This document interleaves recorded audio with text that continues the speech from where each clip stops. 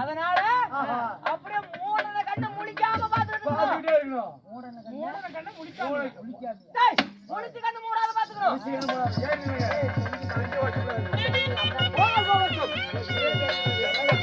அதுவும் போனால் போகட்டும்.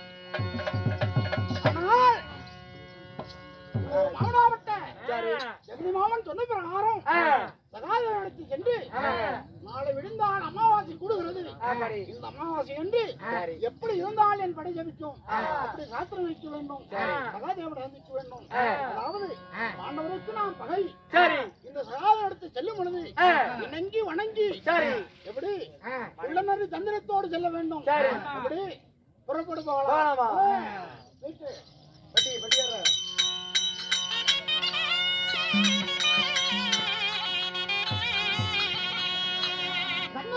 தம்பி சகாயமா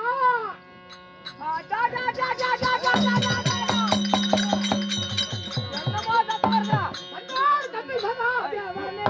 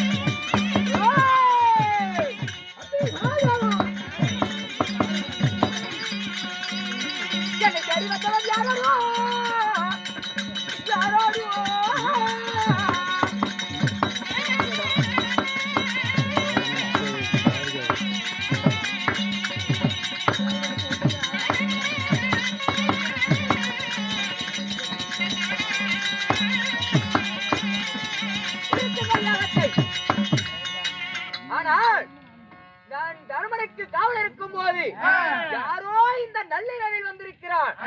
யார் என்று தெரியவில்லை. தம்பி சகாதேவா, தம்பி சகாதேவா,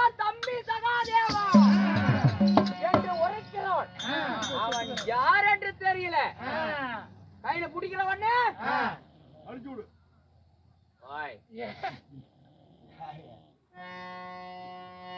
அட கொல்லாமல் விடுவேன் கொடிய பாலோட உன்னை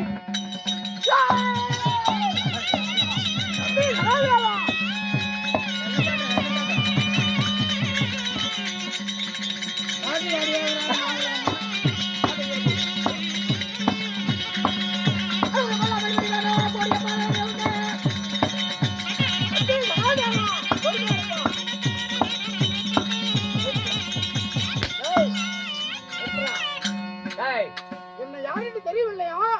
தெரிஞ்ச உருவனாடா. ஏய் கண்டு தெரியா இல்லையா? நல்லா உத்து போறது. சாபரத்து வேந்தன் அரவகுடி படைத்த ஆணியா துரியோதன மன்னன். துரியோதனனா? துரியோதனனா? டேய் சண்டாளா. இப்போ உருவனாடா உனக்குமா? இதுக்கு மேல உருவனா? ஆமா. பகை என்பது அப்புறம் இந்த அத்திராத்திரி நாம வேலையே இன்னும் தந்தை சகாதேவா அப்படின்னு தேடி வந்திருக்கிறேன். அவள் வீடு தேடி வந்தவருக்கு ஓடு தேடி கஞ்சி பழமொழி சண்டையோ சமரளமோ செய்யணும். அதனால் தம்பி சகாதேவா நான் வந்த விஷயத்தை என்னவென்று கேளப்பா. வந்த விஷயத்தை என்னன்னு கேளு. ஆமா சரி அண்ணா, பகைவனா இருந்தாலும் நீ எனக்கு பங்காளி. அதனால யாபரத்தில் அமர்த்தி ராஜ சமாதானம் அமர்த்தி நான் தருமருக்கு பட்டு சொல்லலாம்னு வந்திருக்கிறேன். நீ அவ்வளவு நல்லவன் இல்லையே தம்பி. அப்படி இல்லாம என்ன வேண்டாம், ஒரு காலம் பகையே மனைவியா இருந்துச்சு. நம்ம என்ன செய்ய போறோம்? அண்ணா தருமரை கொண்டு போய் மறுபடியும் சிவாதானம் அமர்த்தி நான் அஷ்டாபுரத்தில் பட்டு சொல்லலாம்னு வந்திருக்கிறேன். கோவப்படாது, பொறுமையாரு. நல்ல எண்ணத்துல வந்திருக்கிறான். இவன் சந்திர சிந்து பாடுறவன்டா. இப்படி எல்லாம் இவனை நம்ப கூடாது. எதுக்கும் கொஞ்சம் தொலைவாவே நின்று பார்ப்போம். ஏண்டா இவன் தருமர் ஆகப்பட்டவரை போய் அஸ்னாபுரத்துல உட்கார வைக்கிறதா? அப்ப இந்த பாரத போர் தொடங்காதல்ல. பாரத போர் வேணும், சண்டை வேணும். சண்டையை வேணாம சண்டோய்க்கு வந்திருக்கிறாரு. அப்படியா? ஆமா. ஓ அப்போ சரி, இப்ப வந்த நோக்கம் நான் வந்த நோக்கத்தை சொல்ல வேணும்னா என்னை எதுவும் செய்வதில்லை சக்தி செய்யி நான் வந்த விஷயத்தை சொல்றேன். இதுல தாண்டாகுது சகாதேவா. இருந்தாலும் ஒரு சிறுப்பையும் தெரிஞ்சும் தெரியாத பேசுவோன்னு சொல்லி உங்ககிட்ட ஒரு சத்தியம் கேட்கிறாங்க. ஓ சின்ன சிறுப்பாளங்க அறியாத கோபத்துல பண்ணி விடுவேன். அதனால சத்தியம் சத்தியம் குடு. நான் எதை கேட்டாலும் சொல்கிறேன் என்று சத்தியம் உண்டு செய்யி நான் வந்த விஷயத்தை சொல்றேன். இதோ சத்தியம் தவறாத சந்திரகுல வம்சத்தில் பிறந்தவன், ஓடு தவறாத குருகுல வம்சத்தில் பிறந்தவன், என் மாமனாகப்பட்ட ஸ்ரீமந்த நாராயணன் நாமத்தின் மீது சாட்சியாக சொல்கிறேன். நீ என்ன கேட்டாலும் தக்க பதில் உரைப்பினை தவிர உன்னை எதையும் செய்ய மாட்டேன். புராஜபா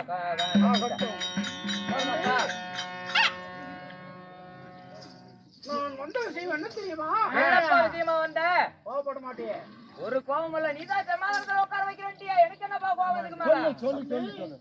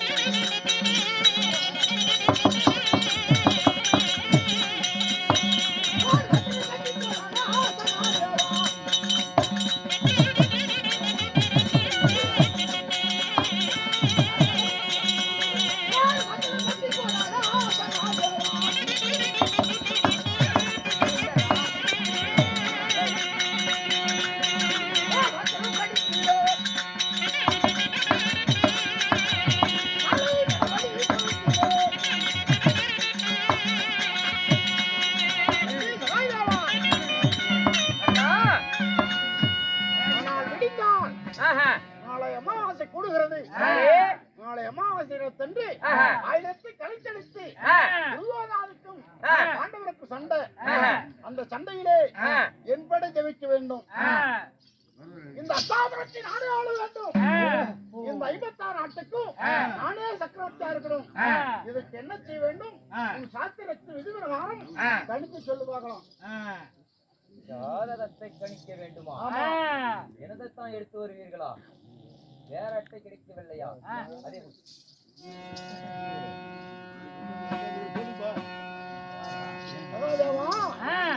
சாஸ்திரம் என்பது பொதுவாகும். சாஸ்திரம் என்பது பொதுவானதாக இருக்கும். ஜாதகத்தை கணிக்க வேண்டியது நம்முடைய கடமை. யாரா இருந்தாலும் பகைவனாக இருக்கட்டும் இல்ல யாராக இருந்தாலும் சாஸ்திரம் என்பது அனைவருக்கும் பொதுவப்பா. அதனால சாதத்தை கழித்து காட்டு. அந்த ஓரடிக்க பஞ்சாங்கோ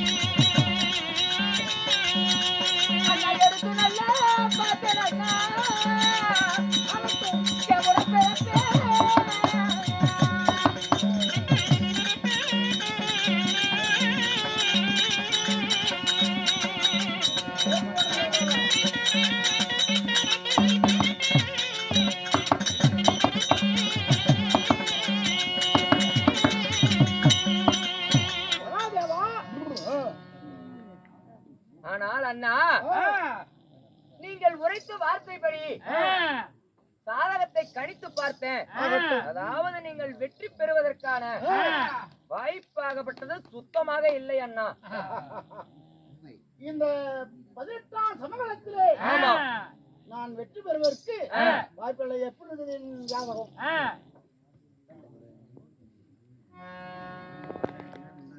வா உரைக்கிறேன். கை பின்னாடியே போவாங்க மாற்றக்கணும். இப்படி முன்னாடி கொடுத்தாதான் தண்ணி வாங்குவாங்க. பின்னாடி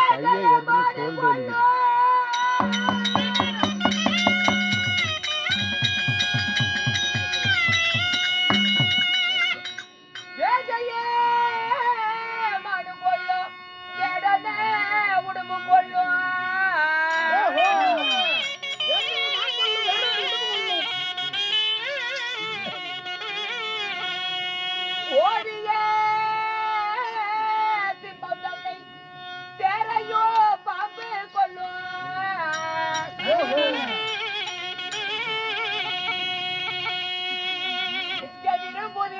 வலிக்குது. அண்ணா என்ன சொல்வேன் அண்ணா என் அண்ணா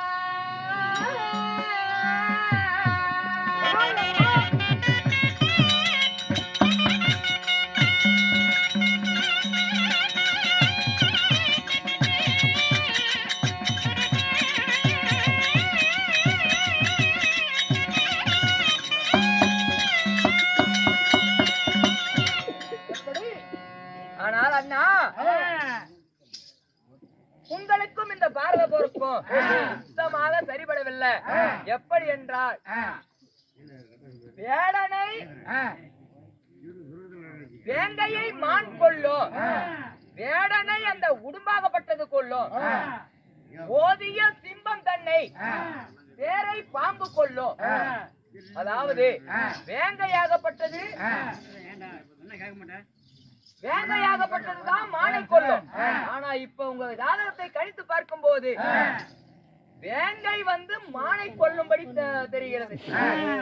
யானைவாய் கருவோல் அரவத்து கேர கொள்ளும், வேடனை உடும்பு கொள்ளும், வேங்கையை மான் கொள்ளும், செம்பு தன்னை ஒதுங்கி யானை கொள்ளும். அண்ணா இப்படி எதிர்முதிரமா இருக்கும் ஜாதகம் தம்பி. அப்படி எதிர்முதிரமா என் ஜாதகம் இருந்தாலும் இதற்கு ஒரு பரிகாரம் ஒண்ணு இருக்கும்ல. இதற்கு என்ன பரிகாரம் செய்தால் என்பதை வெற்றியாகும் பார்க்கலாம். அப்படியா? இதோ உரைக்கிறேன். சரி.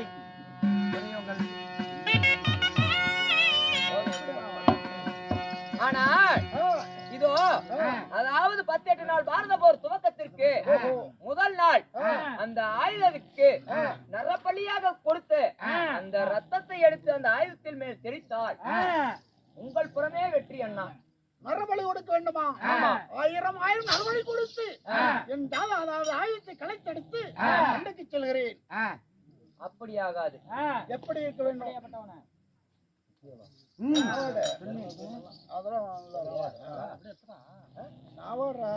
ஆனா அதாவது எப்படி என்றால் ஒரு தாய்க்கு ஒரு மகனாக இருக்க வேண்டும். தாய்ப்பால் அருந்தாதவன் தாய் மாமனுக்கு எதிரி. அப்படி இருக்கவன் ஒருவனை கொண்டு வந்து உங்கள் காரிக்கு வெட்டி பலி கொடுத்து அந்த ரத்தத்தை தெளித்தால் உங்கள் பரமை வெற்றினா. ஒருத்தி ஒரு மகனா இருக்க வேண்டும். எதிரும் அடைத்துவனா இருக்க வேண்டும். 32 லட்சம் வேண்டும்.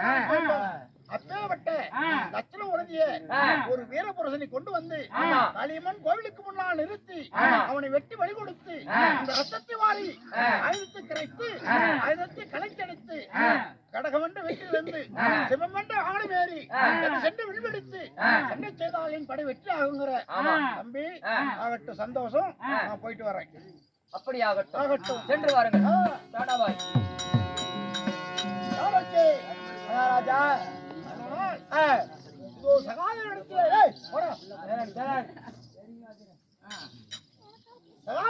சென்று அப்படி சாஸ்திரம் மட்டுமல்லது. சரி, சகாதவன் சொல்லுகிறான். யானைவாய் கருவோடு அரவத்தை தேர கொள்ளுமன்னா. சரி, வேடனி உடுப்பு கொள்ளும் வேங்கையும் ஆணை கொள்ளும் கொஞ்சி செம்மந்தண்டை ஒதுங்கி ஆணை கொள்ளும். சரிங்க. இப்படி எதிர்மதிமா இருக்கும் ஜாதகம். அப்படி நீ சண்டையை ஜெயிக்க வேண்டும்னா சரி, ஒருத்திக்கு ஒரு மகனா இருக்க வேண்டும்.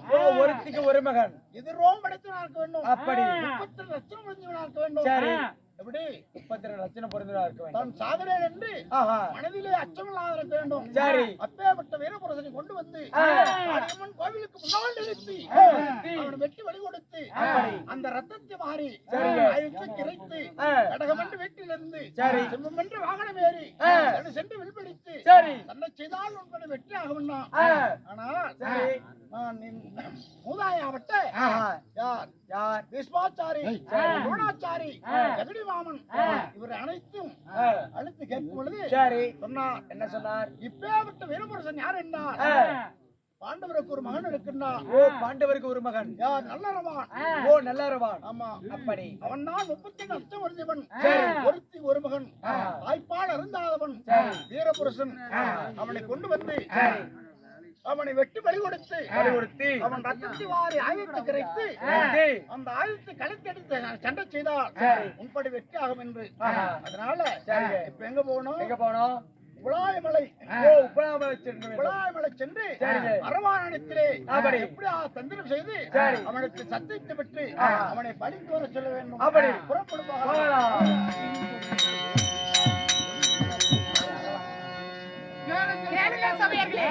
துரியமன்னனாகப்பட்டவன் அரவணை தேடி போக இதே நேரத்தில் அரவான் சபை தருவார். அவரால் மற்ற